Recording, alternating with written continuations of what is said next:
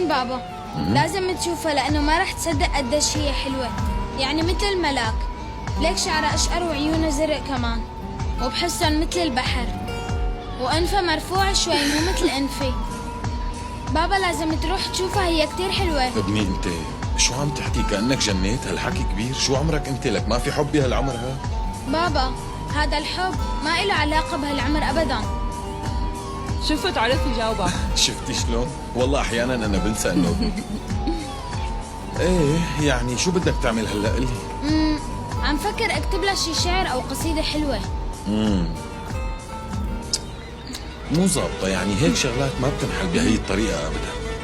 ما دام انت معتمد لازم نفكر. ليكو اذا عم تحكوا بشي خاص انا بمشي. لا, لا. خليكي. طيب استنى شوي لحتى افكر لك.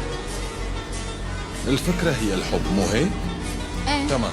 شوف، أول خطوة هي كيف منخلي البنت تحبنا. فاهم علي؟ أول شي لازم تعمله وأقصر طريق لقلب البنت هو إنك تكون سيء معها. تمام؟ كيف؟ كيف يعني؟ يعني البنات ما بيحبوا الشباب الظراف أبدا، ولهيك لا تكتب لها لا قصيدة ولا شي، ولا تحاول تبعت لها خبر. لهيك اسمع، بما أنها بصفك بتروح لعندها. لا نحن مو بنفس الصف. مو بصفك. لا بس بتعرفوا بعض مو هيك؟ كمان لا. طيب هي بتعرف انك موجود بالمدرسة؟ بابا مو حلو هالنكتة. طيب ابني طيب.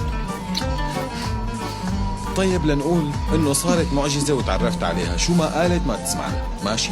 يعني بتضلك قاطعة، وشو ما حكيت لا تعبرها ابدا، ماشي؟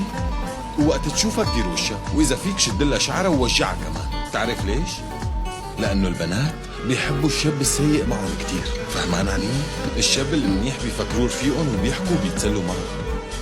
أنا قريت هذا الحكي بكتاب، إنه إذا كنت لطيف مع البنت ودللتها وهيك شغلات ما بتحبها. فهمت علي؟ بابا شو هالحكي اللي عم بتحاول تقوله؟ أنا عمري 8 سنين مو بعمرك أبدا. يعني والله شي غريب كتير. شو هالحب تبعك هاد؟ صح، هذا الحب وأنت ما بتعرف شو هو. شو هو؟ هو إحساسك بإنك أكلت ضربة على راسها وبتوقع من الوجع، وبتقوم وبتنضرب من جديد، وبتنجرح كتير، وبتتوجع منه بس ما بتتركه، وكل ما قمت بترجع بتوقع، وكل ما وجع بتطلب أكتر، وما فيك تشرح شو بتحس. تعرف وين الشي السيء بهالموضوع؟ وين؟ إن الحب هو أحلى شي يمكن تتخيله بحياتك.